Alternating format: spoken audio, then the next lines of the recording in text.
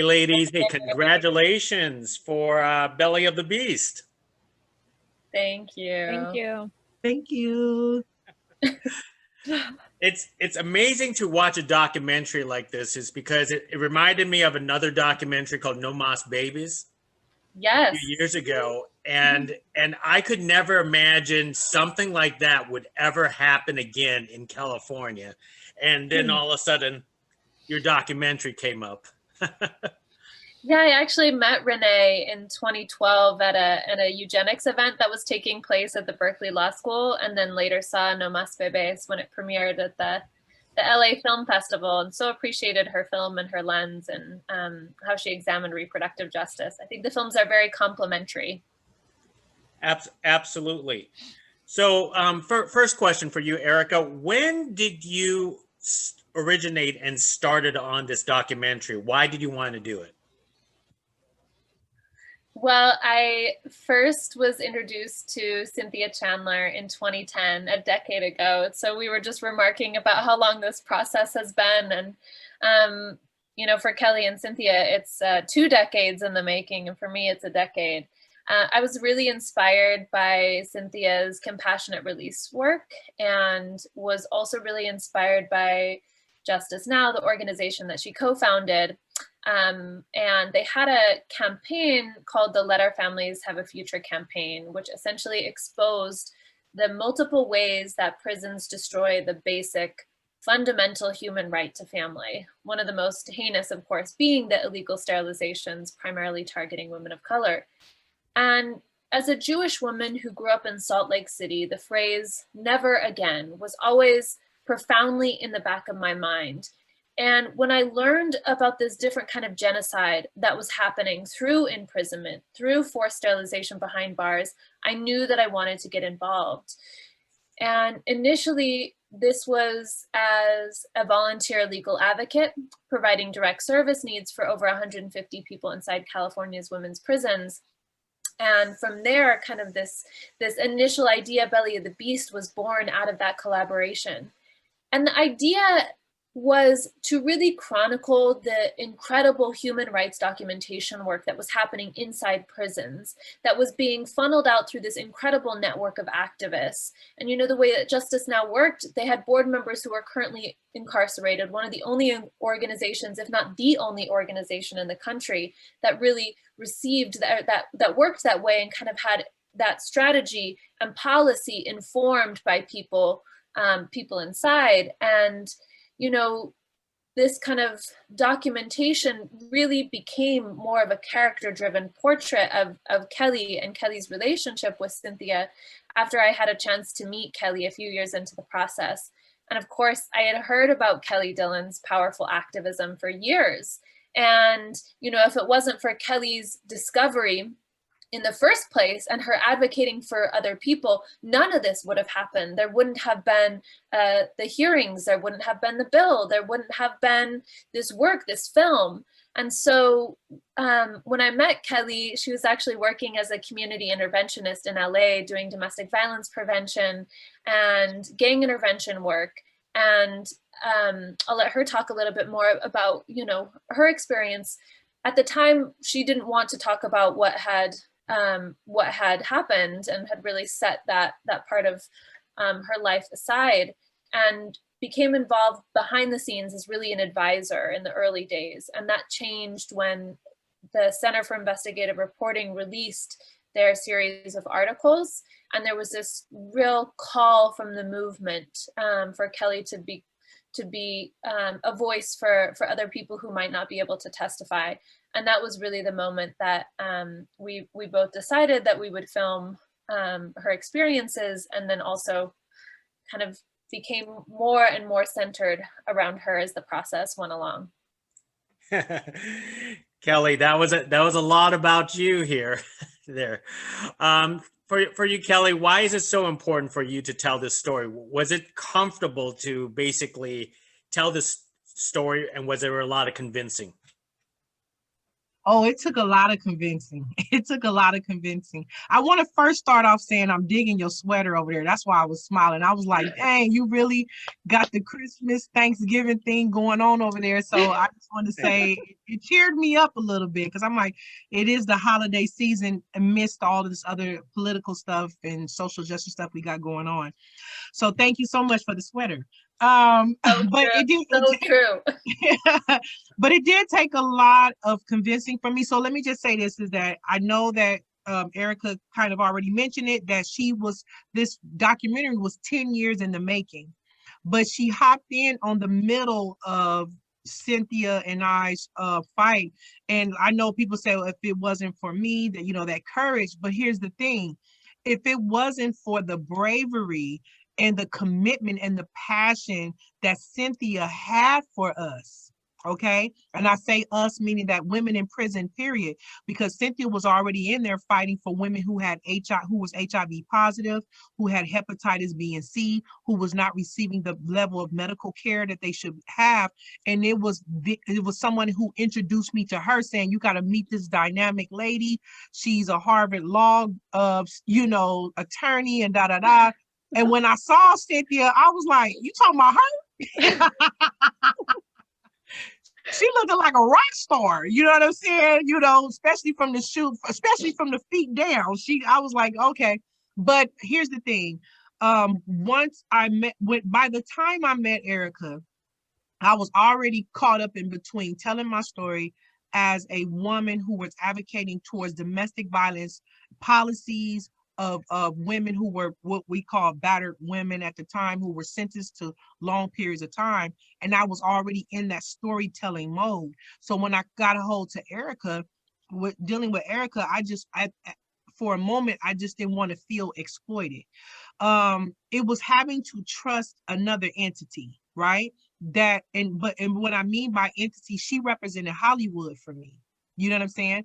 So she represented at the time. So it was about, and then she was a white woman, even though she's Jewish, but to me she was white. So I couldn't tell the difference at the time. But and so it was more so like just trusting after being disappointed, betrayed, having my trust violated, having to trust someone all at the time. So it did take some convincing, but I'm gonna say it as I've said it before: her compassion, her patience, her concern for those who were incarcerated and for those who have been victimized is what really gave her the credibility for me to trust her, not only with the story, because in trusting her with the story, I had to trust her with my life. And each time my life was in somebody else's hands and they didn't do well with it. So whether that was my husband, whether that was the jury on my trial, whether that was my medical surgeon, no one did well with my life. So it was about trusting my life with someone else and seeing if they were going to be true to what they said they were going to do. Absolutely. Well, it looks like Cynthia, Kelli just passed the ball to you. So Yeah. So it's just loads of compliments here. But anyways, how did you manage to get eugenics across your desk, and how okay were you to participate in a documentary like this? Oh, okay. Several questions in that, right? I mean, first of all, I just want to say, as a lawyer who has done a lot of legislative work, I thought I had spent a lot of time thinking about how to ethically use people as spokespeople in legislative campaigns, like because when activists run campaigns to change policy or to build awareness, they are in fact using people and their stories and reducing them to tiny little sound bites, right? And I had spent a lot of time soul searching and really trying to think about how to do that ethically.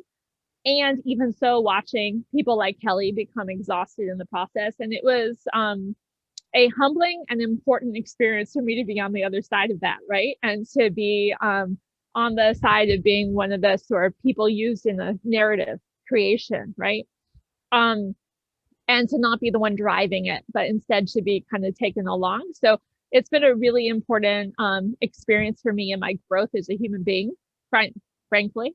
And like Kelli, I never would have endeavored upon this adventure with Erika had she not really proven herself. I mean, if you take this back 10 years, when Erika first approached me, you know, the idea of challenging imprisonment broadly, institutionally, was something that caused me and the staff who worked for me to be treated as outliers and not taken very seriously regularly.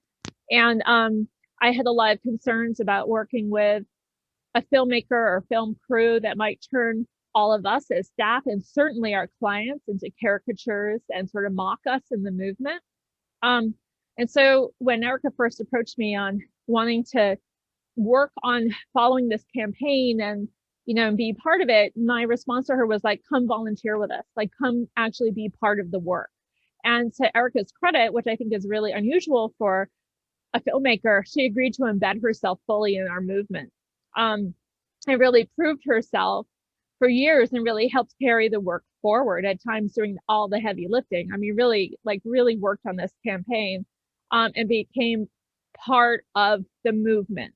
And that was what made me willing to sort of open my home, my family, my incredibly messy house shortly after my father had died. All those things into the filmmaking experience. But and I think in terms of like how the eugenics issue came about, I mean, for starting around 1995, I was working with people in prison, women's prisons and men's prisons with terminal illnesses, and was really floored by the broader systemic issues that made it so that the same issues I would be fighting would always repeat themselves. And I really wanted to take a much more holistic look at that work.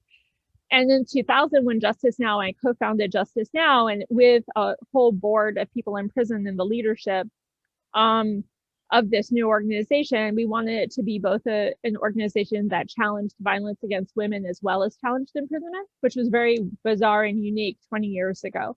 And almost immediately, people on the board who were in those positions not to be tokenized, but really to lead the organization, were raising issues around of importance around how their entire families were fragmented by imprisonment, and connecting the fragmentation of families of color with systemic racism and with history of slavery. And in doing that work, many people in prison would comment on how their terms of imprisonment, especially for younger women serving long terms, which was becoming then more and more prevalent at that period in history, how that was in and of itself almost a form of birth control and eugenics, of identifying and targeting young women of color for really long prison sentences and then rendering them unable to reproduce, at least consensually, right, with their communities, and fragmenting their ties to their lineage and taking away their right to have a future.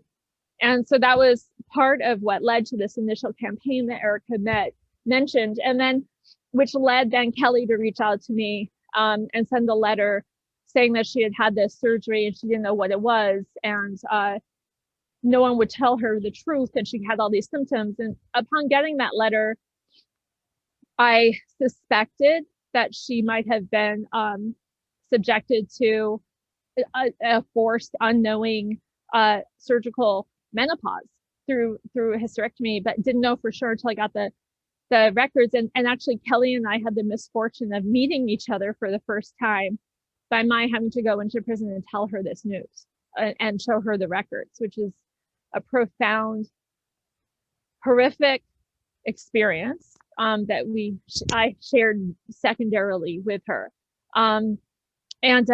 Anyway, over the next 2 years after that, with Kelli getting the word out and getting people to start questioning what had happened to them in surgeries, over the next 2 years, I had that same conversation with about a dozen other people in California's women's prisons, who then also discovered that they had been sterilized during surgeries. And all the while, we started talking more and more about eugenics with legislators, with other advocacy groups, and there was no awareness of the history of eugenics and how you talked about how could this happen again. The language, not only were the people subjected to eugenics so vulnerable, but they were so rendered invisible that the language for describing what had been done, the language for that abuse was just gone and out of the discourse. And so there were people who mistook me when I said something was eugenic for thinking it was utopic. There were people who literally, like, I had one leader in the prisoner rights community, I mean, really a national leader, say to me, you know, when you bring up this thing eugenic, it's like you're screaming vagina. I just can't relate. I don't know what you're saying. And so, you know, it was the lack of accountability and the continued vulnerability of communities of color to this kind of abuse rendered it so invisible that it was ripe to reoccur and never go away. And the political left had a piece of that, of not preserving that history and that knowledge, and also letting its own internal misogyny or gender oppression take away the importance of looking at that work. I'm sorry, this really long, trying to answer. It's not a problem, but I did want to remark about your place, Cynthia. My hallways is just full of files and boxes, so don't worry about it. If everyone makes a documentary at my place, they'll see the same thing. Now, one of the things that I'm actually fascinated is because I'm actually Zoom calling you from Fresno, California. So I do know about this women's prison in Chowchilla, because for some of us, we just drive right past it. We don't really think about it, what goes beyond those walls. The only thing we know is that women's prison makes up half the population of Chowchilla. That's all we know. So how difficult was it to bring the stories beyond the walls of that women's prison onto the documentary and onto talking to you, Cynthia? So Erika or Cynthia could talk about that. First. Erika, do you want to go first? Sure. I mean, you said it. Prisons are so far out of our sight, out of our mind, out of our consciousness. They're placed in locations that are far from our physical reach, inaccessible via public transportation, far from major cities. And we are rarely granted access to the world behind walls that isn't dramatized or over sensationalized. And I really wanted to reimagine how we visualize imprisonment with this film. You know, I wanted to use imagery that really evoked memory and passage of time, and that really viscerally placed audiences in these vulnerable, intimate, uncomfortable spaces. So our team didn't have access to those spaces, obviously. And so we chose to recreate them, carefully advised by each person's experience, each person who described every little detail, how it felt, what the room smelled like, what the room visually looked like, and chose to place audiences in these moments where they're questioning, what is consent? What are power dynamics? From the legs that are dangling on the exam room table, to the being handcuffed to a gurney, being wheeled into the surgical room. The imagery that we chose really kind of evoked this feeling of, is consent even possible behind these walls, in coercive environments? And so that was kind of key for me. And actually we had a total of 7 days to shoot our recreations. We actually shot them in Utah through the Utah Tax Incentive Program, and worked with a medical simulation center and a working jail and a dilapidated jail that we had really created set design to look like the women's prisons in California. And Kelli was actually supposed to be there for the shoot, and our crew got the stomach flu, and so Kelli avoided being subjected to the terrors of shooting with the crew with stomach flu.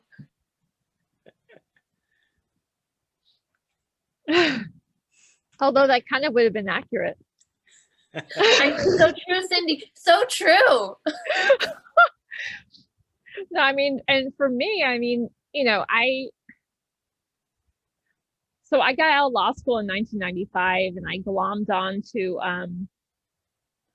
an activist who was not an attorney, but who had infiltrated the lives and activism of a core group of activists in prison at Chowchilla, and learn from her anything and everything that I could about how she built those relationships, so that I could build them myself. And I really styled my legal career after Faye Stender, who is an amazing champion of prisoner rights, and a longtime attorney of the Black Panther Party before her death, and had helped leak out Soledad Brother as a novel, or as a book. And I wanted to have a career where, I mean, really the only reason I continued to go to law school and went to law school was so that I could have access to working with people in prison that was uncensored. That was literally the goal I had for going to law school.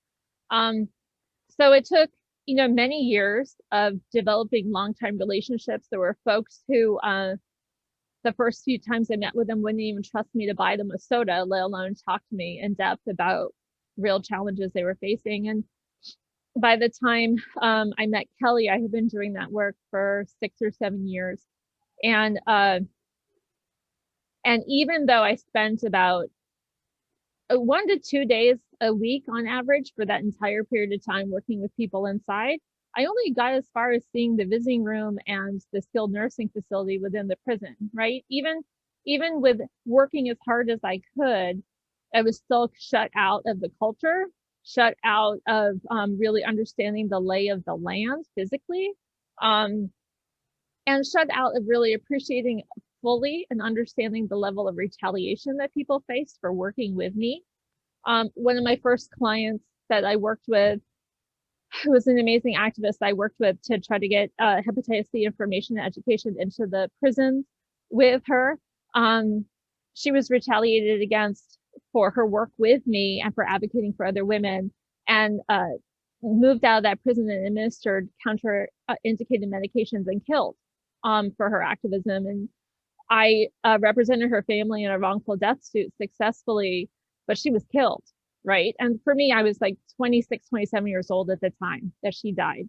For me, that was, you know, an incredibly powerful experience to understand the level of totalitarianism within those institutions and how secreted the consequences were of working with folks, as well as what the conditions really were. So I mean, the only way that I've ever been, what I finally came to understand is that the only way to have integrity with doing that work was to truly collaborate with people inside as much as I possibly could, and to let folks inside guide what that work looked like. And it was an honor to be able to help support Kelli in furthering and developing a whole campaign.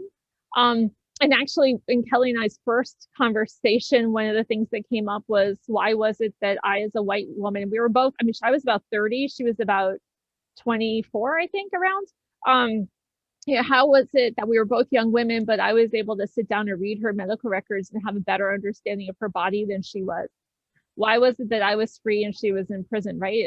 It was this like profoundly important conversation about race. And I left the prison that day thinking that I had just sat with someone who embodied such genius to be able to, in the face of that unbelievable tragedy, also be able to carry forward a conversation about the systemic conditions in which we were faced.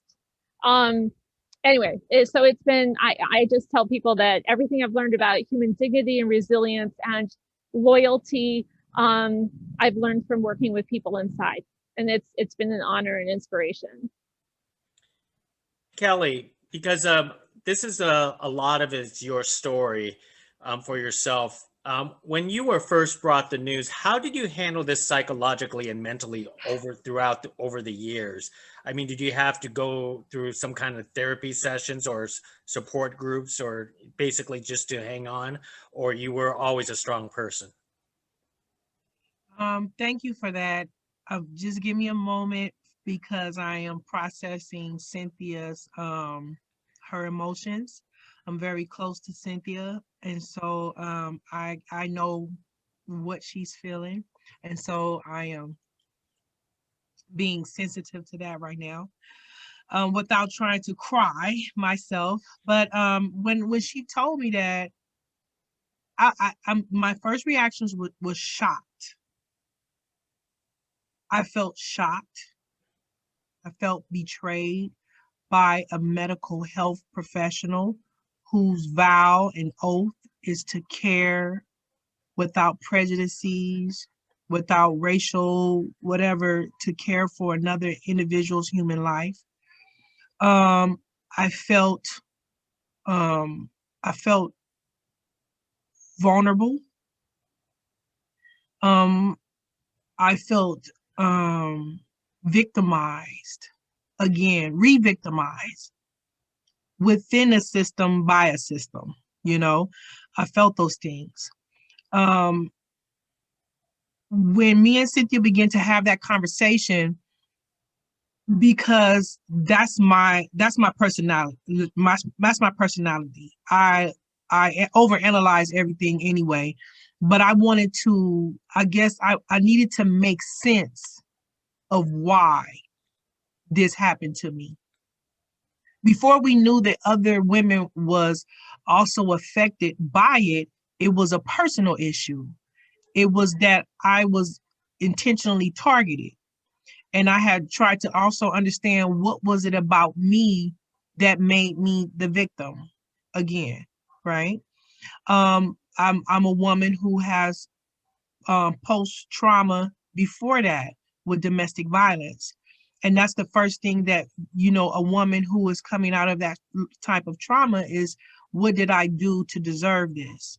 And I think that in the midst of me and Cynthia having that conversation about race, about status, about just all those different things, in white privilege, whatever, Black poverty, whatever the situation was, it was giving me more understanding to, okay, this is not just about me.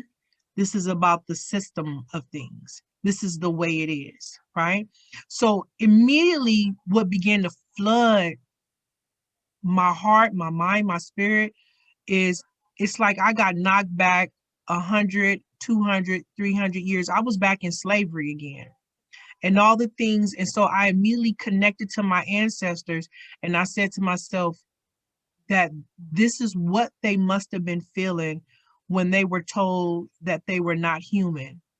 To that doctor, I was W71160. You know me as Kelli Dillon. You address me as, you know, as a strong advocate, a person of value, of potential, and so forth. But on that table, I was W71160.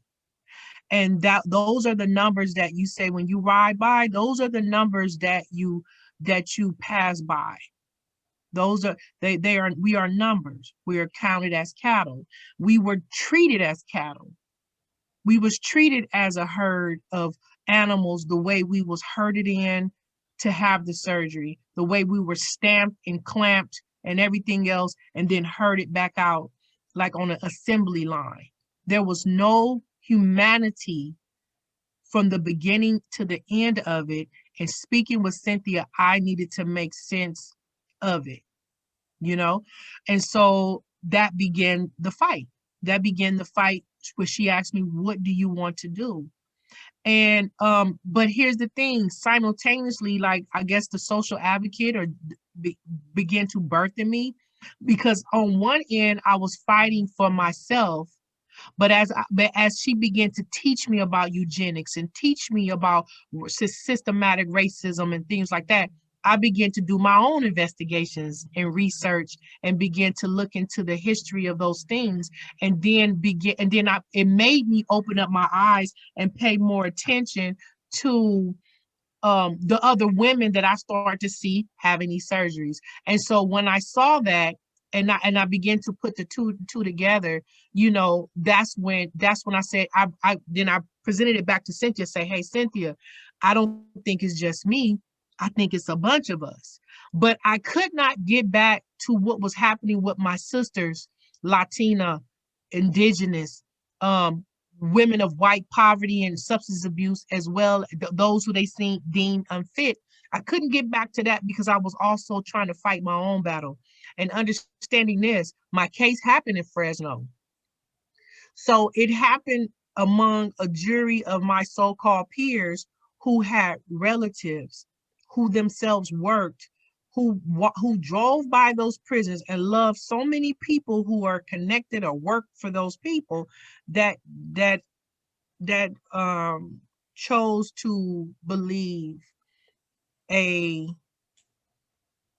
portion of a lie that said that once again, as you see, when the zeros were slashing, that validated the theme in my life at the time, that as a Black woman, as a woman of color, that I had no value. And so so that moment in the film, as well as that conversation with Cynthia, was confirming each one of those statements and those things that happened to me. So that's what I was feeling before I became strong.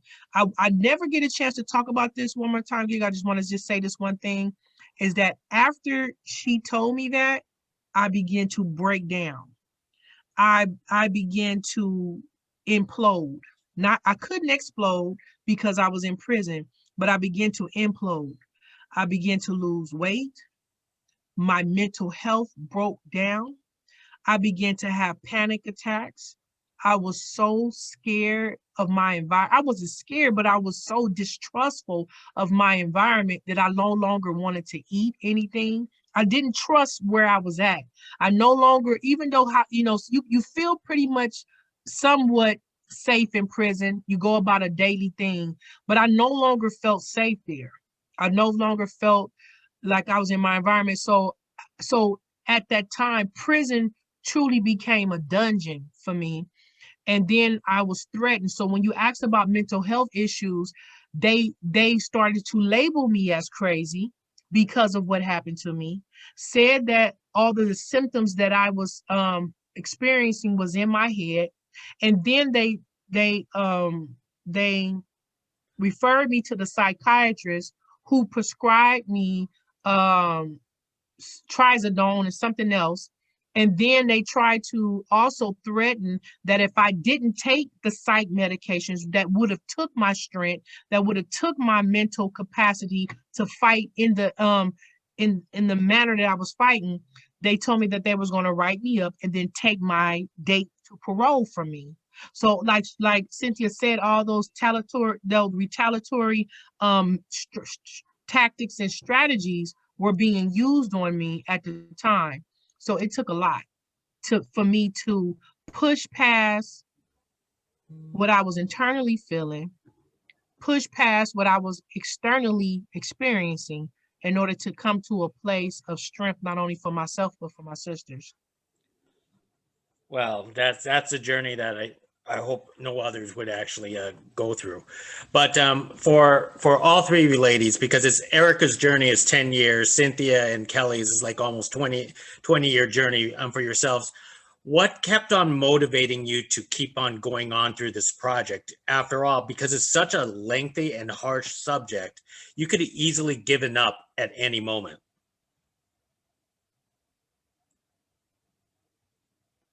Anyone? None of us are quitters. Maybe to a fault. We don't quit. We just do not quit. I mean, we just don't quit. So that's, I think, first and foremost, we have that in common. We don't quit. I think that we all have an enormous level of grit, which I think is not just actually endurance, it's also passion and purpose. And we, Erika came into our movement, literally came into the movement. Like, she adopted our sense of purpose for a better world, in a world with less suffering. And I think, like me, and Erika, you can talk about this, also found enormous inspiration and camaraderie with people inside. we were just talking about the feedback the film is bringing already from people inside, just knowing that it's out there and it's going to play on PBS, and therefore be accessible to people in prison. Like the feedback is spectacular already, and the inspiration from, again, this like level of dignity and intentionality and drive of people inside is just, it's spectacularly inspiring. And then, you know, I wanted Kelli to get her happy ending, so I kind of promised to be down to the end. For me personally, that's an added thing. That sounds great. And now, obviously, the happy ending was that the anti-sterilization bill was passed in California. And I believe you also have mentioned that the reparations prison bill was also passed. So is this, it wasn't passed? No. Oh, I should Still have working. researched a lot better. I was gonna ask, is this the end? I mean, is this a happy ending? No. I guess not the end. Kelli should talk about what's a happy ending for her, but the legislation is different. I mean, we still are working for reparations. It's important to actually put a cap on this and to stop it, to actually have the state be held accountable and take actions to atone for what has happened, right? And reparations is necessary for that. Also included in our request for reparations is to mandate that the state identify and notify the people that it's sterilized, because not everyone knows, and probably most people do not know that they were in fact sterilized during other operations or while giving birth. And just like how police shootings continue to happen in the outside, you know, free world, when there's no accountability, acknowledgement of that kind of institutional violence, eugenics will continue until we do it. So we'd love to ask folks to go to our film's website, bellyofthebeastfilm.com, and sign our petition for reparations and make California a model state to get reparations in other states too where this has happened. And then I'll let Kelli talk about happy endings, because I think that's super important. Yes, Kelli, tell us what's your idea of a happy ending. The reparations part is the ending of the, like she said, the justice, the seeking justice part of it, because it's also it liberates not only the women that was in the state of California prisons, but also state institutions, mental health institutions. So it also affects the Latino women who were sterilized, historically sterilized as well. And so of course that's a happy ending. When at the time when I was filming, when we were talking about my happy ending, which was like about a year or two ago, I was in a different place, right? Kind of pissed off the fact that we were third time in on seeking these reparations, having to testify again, fight for California to acknowledge what they did and everything. But today I'm in a different place. You know, COVID has kind of the pandemic, in light of the pandemic and everyone losing their lives, that's been around us for different reasons and stuff, it has really made us refocus on what's important, what life is at this moment. And it has also given me an opportunity to slow down a little bit and recognize the potential of the purpose. So I feel like my happy ending is the fact that I didn't recognize that I had been given a family through the Belly of the Beast team. We are all become, for 10, 20 years, dealing with people, arguing with people, you know what I'm saying? People all in your house, in your bathroom, in your kitchen and everything else like that. You tend to become friends. You tend to become friends with people at that around that time. So I have a family, you know. I've become an expert in my career. I'm very highly sought out in Los Angeles for different violence intervention strategies and social justice policies and different things like that. I never would have saw that coming. I did not see that coming, that it will be to this extent. I'm just valuing the breath that I breathe at this moment. And each day I sleep and I'm taken care of, I'm safe, I'm loved. Each night I get happy endings every night. Those are my happy endings. I mean, not like that, Cynthia. I don't know. You kind of laugh a little bit, but I don't know what happy ending you talking about. But my happy I know that did kind of sound like I get happy endings every night. No, no, no, no. But meaning that as I end my night, it is a happy moment for me to know that those things are gifted to me. You get what I'm saying? So but I am not going to stop until not only we get the reparations that we deserve, make California acknowledge their historical practices, but also we're looking towards the Buck versus Bell law, in which federally, allowed for these sterilizations to happen. And so it seemed like to me that will be the height in the next level of the campaigning that we have done. Wow, that was a beautiful answer, Kelli. It almost makes me feel like we should all just hug each other virtually over Zoom somehow, but we can't. I know I've taken a lot of your time, so I just want to wrap it up with one last question, and any of you or all of you could actually answer it. When people watch this documentary, what is the one most important lesson you hope that they could take away after watching this film? Anyone can answer this, or everyone. I think two things, not just one. That forced sterilization is genocide, and that the legacy of forced sterilizations in the United States is deeply rooted in white supremacy. That's number one. Number two, although this film exposes heinous human rights abuses, this film is also a story of inspiration about how change can be created, how two people can come together with incredible grassroots momentum to challenge some of the most powerful institutions in this world. And so if Kelli and Cynthia can do it, if their allies can do it, we all can do it. Anyone else want to put in their 2 cents? I'll say that I always try to, for those who have gone through, life-altering situations in which they may have felt broken, or they never felt like they will be the same. My message to those individuals is that there is purpose after the pain. There is purpose after the pain, right? And just like I know we talked about, the ability to have children, but there's pain in childbirth. There's pain in labor. You get what I'm saying? So I don't know too many people who have had easy labor unless they just was, had those good shots. But other than that, there's pain in labor. And so sometimes it's about what we go through in life, and the pain, it births a whole new life for you. And so, it births a whole new life. But you have to be able to embrace, once you heal and you do the work and you have the support, those things are a factor how somebody resiliently will go on to have another life.